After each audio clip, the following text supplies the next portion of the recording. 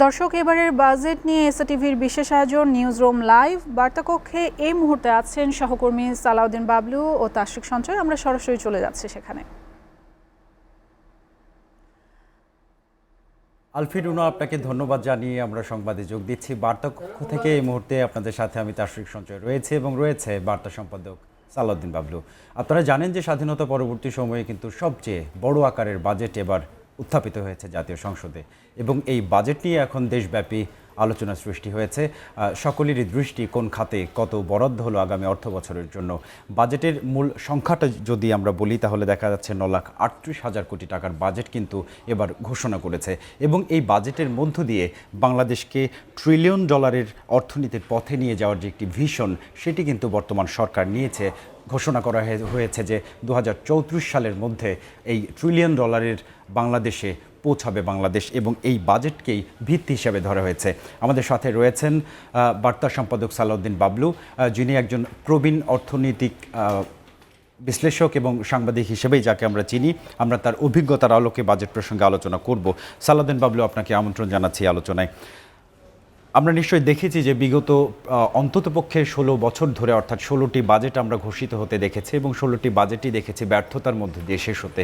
একটি ব্যর্থতার সংস্কৃতি যেন বাংলাদেশের বাজেটের রূপ নিয়েছিল। এবারের বাজেটটি আবার 71 থেকে শুরু করে আজ অবধি পর্যন্ত সবচেয়ে বড় বাজেট। এই বড় বাজেট নিয়ে কি আমরা আবারও ব্যর্থতার সংখ্যা দেখছি কিনা, বা কেনই বা সেই ব্যর্থতার সংস্কৃতি তৈরি হয়েছিল বাংলাদেশে, এটি আপনার কাছে প্রথমে জানতে চাই। ধন্যবাদ তাশরিক। আমরা তো আজকে সংসদে ছিলাম, আমরা বাজেট অধিবেশনটাকে আমরা কিছুটা কভার করে এসেছি। আপাত দৃষ্টিতে এবারের বাজেটটাকে বেশ ভালোই মনে হবে, যে অনেকটা ব্যালেন্সড, বেশ বড় বাজেট, মানে জনগণের জন্য হয়তো অনেক কিছু করার থাকবে। আসলে বাজেটের মধ্যে কিছু শুভঙ্করের ফাঁকি আছে। আপনি নিজেই বললেন যে অতীতের প্রায় সব বাজেটই ব্যর্থ হয়েছে। বাজেটের দুটো দিক আছে আমাদের, একটা হচ্ছে রাজস্ব ব্যয় আর একটা হচ্ছে উন্নয়ন ব্যয়। তো রাজস্ব ব্যয়টা আসলে এখানে করার খুব বেশি কিছু নাই, এটা নির্ধারিত, এটা অটো পাইলটের মতোই চলে। এখানে সরকারের নির্ধারিত ব্যয়গুলো হতেই থাকে, এটা মানে আপনি যদি ঘুমিয়েও থাকেন তাহলে এই বাজেটটা বাস্তবায়ন হয়ে যাবে। কিন্তু মূল সমস্যা হচ্ছে উন্নয়ন বাজেট নিয়ে।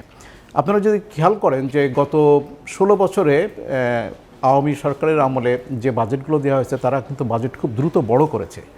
বড় করে যেটা হয়েছে সেটা হচ্ছে যে বড় বাজেটের একটা বড় সংখ্যা হলো লুটপাট হয়। হ্যাঁ, এবং সেটা আমরা দেখেছি যে আগের বাজেটগুলোতে প্রচুর লুটপাট হয়েছে, অর্থ পাচার হয়েছে।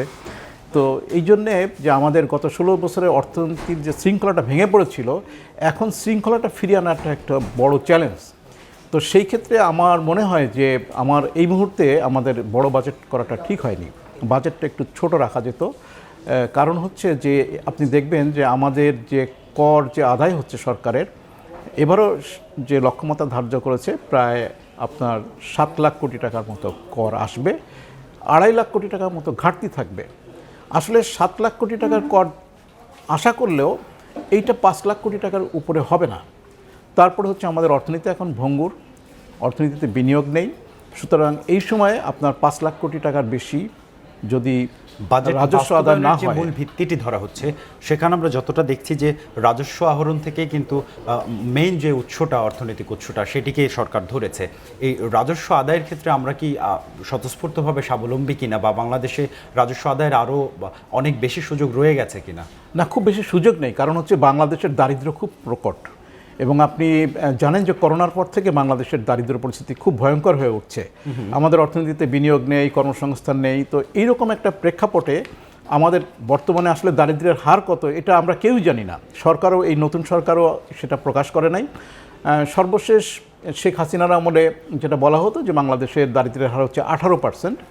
এরপরে আমরা গত ইন্টারিম গভর্নমেন্টের আমলে, তারাও সরাসরি প্রকাশ করে নাই, তবে তারা একটা এনজিওকে দিয়ে এটা যে পরিমাপ করে দেখেছে, তারা বলেছে 28%। কিন্তু অর্থনীতিবিদরা বলছিলেন যে আমাদের করোনার পর থেকে আমাদের দারিদ্র্যের হার 40% হয়ে গেছে।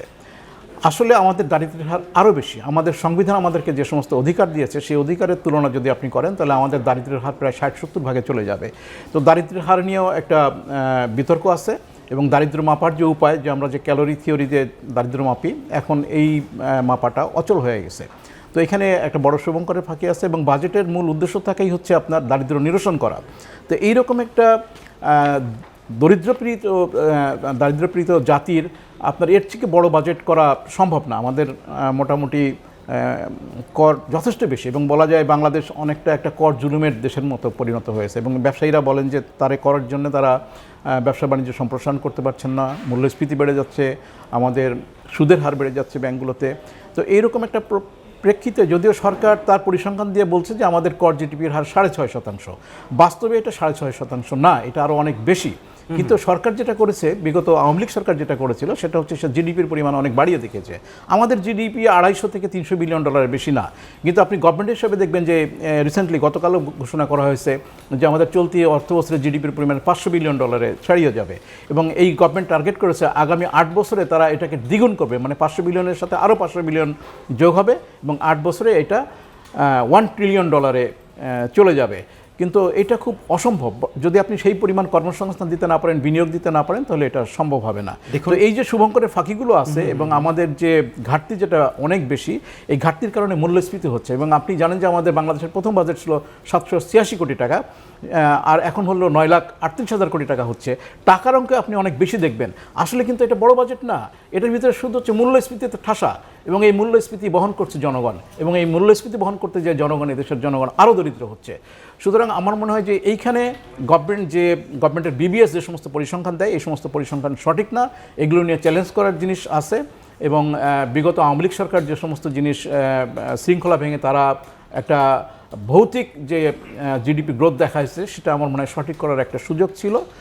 সুতরাং এই জিনিসগুলোকে করার সুযোগের জায়গাটিতে আপনি এসেছেন। আমরা জানি যে বিএনপি সমর্থিত সরকার বা সংসদে আসন সংখ্যা গরিষ্ঠতার ভিত্তিতে বিএনপি সরকারই আমরা বলবো বর্তমান সরকারকে। 2006 সালে সবশেষ এই সরকার কিন্তু বাজেট ঘোষণার সুযোগ পেয়েছে, অর্থাৎ দেশের অর্থনীতি নিয়ে সবচেয়ে বড় যে পরিকল্পনা সেটি তারা করতে পেরেছে। 20 বছর পর এসে একটি সংস্কৃত বিএনপি বা পরিবর্তিত বিএনপি নতুন করে একটি বাজেট ঘোষণা করেছে, এবং এই ঘোষণাটি কিন্তু ইতিহাসের সবচেয়ে বড় বাজেট। দর্শকদের সাথে নিয়ে যদি আরেকটু দেখাতে চাই যে অভ্যন্তরীণ ঋণ এবং জাতীয় রাজস্ব বোর্ড নিয়ন্ত্রিত কর, এই দুই জায়গা থেকে কিন্তু অর্থায়নের সর্বোচ্চ উৎস ধরা হয়েছে। অভ্যন্তরীণ ঋণ এবং বৈদেশিক ঋণ এই দুটো মিলে কিন্তু 11.7 এবং 13.5, অর্থাৎ ঋণের উপরে আমাদের কিন্তু বড় একটা নির্ভরশীলতা রয়েছে। বাংলাদেশের অভ্যন্তরীণ যদি অস্থিতিশীলতা থাকে, রাজনৈতিক অস্থিতিশীলতা থাকে, সামাজিক অস্থিতিশীলতা থাকে, বা কোনো প্রাকৃতিক অস্থিরতা তৈরি হয়, তাহলে কি এই ঋণ আমরা স্বাভাবিকভাবে পাবো, বা যেরকম ভাবনা করা হচ্ছে সেরকমই বাস্তবতার সাথে মিলবে কিনা? ঋণ পাবার যে বিদেশি লক্ষ্যমাত্রা যেটা আছে, এটা সম্ভবত হবে না। কারণ বাংলাদেশের অর্থনীতি যেভাবে আগাচ্ছে, তাতে করে বাংলাদেশের আগামী দিনের যে গ্রোথ প্যাটার্ন, এটা কমে যাবে। তো এখন এটা ঠিক করার একটা জায়গা ছিল, এবং বাংলাদেশে এখন দেখছি আমাদের বাজেটের কিন্তু সবচেয়ে বড় ব্যয় হচ্ছে ঋণ পরিশোধ। আমরা অতীত সরকারগুলো যে সমস্ত ঋণ নিয়েছে, এবং এই ঋণের ফাঁদে পড়ে গেছে কিন্তু অলরেডি বাংলাদেশ। যদিও জিডিপি বড় করে দেখানোর কারণে আমাদের ঋণের হারটা একটু ছোট দেখায়। এটা ধরেন এখন প্রায় গভর্নমেন্ট যেটা বলে যে জিডিপির তুলনায় ঋণের হার 36-37% আমাদের, কিন্তু আসলে যদি প্রকৃত জিডিপি শুধু নিশ্চয়ই আমাদের আগামী অর্থ বছরে গুনতে হবে। সালাউদ্দিন বাবলু, আপনি যদি বের করতে পারেন, স্বল্পতার কারণে আমাদের স্টুডিওতে ফিরতে হবে। আপনাকে ধন্যবাদ। বাজেট প্রসঙ্গে আপনার সাথে আরো বিশদ আলোচনা করার নিশ্চয়ই আমরা পরবর্তীতে চেষ্টা করব। আশা করছি একটি সুষ্ঠু সুন্দর অর্থনীতির মধ্যে দিয়ে দেশ এগিয়ে যাবে। আলফিরুনা, আমরা আপনার কাছে ফিরবো, তবে দর্শকদের তার আগে ছোট্ট করে জানিয়ে দিতে চাই যে সম্পদের ব্যবহার ধরা হয়েছে, অর্থাৎ 9,38,000 কোটি টাকা যে বরাদ্দ, এই বরাদ্দের মধ্যে সম্পদের ব্যবহার সবচেয়ে বেশি করা হবে জনপ্রশাসন এবং শিক্ষা সহ সুদ খাতে, এবং এর সাথে পরিবহন ও যোগাযোগ রয়েছে।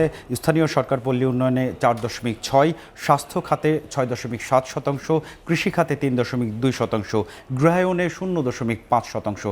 সবচেয়ে কম বরাদ্দ ধরা হয়েছে আগামী অর্থ বছরের জন্য বিনোদন, সংস্কৃতি এবং ধর্মে, যেখানে বরাদ্দের পরিমাণ 0.8%। তো বাজেটের খবরাখবর নিয়ে এই ছিল বার্তা কক্ষ থেকে। আলফিরুনা, আপনার কাছে ফিরে যাচ্ছি। তাশরিক, আপনাকে ধন্যবাদ।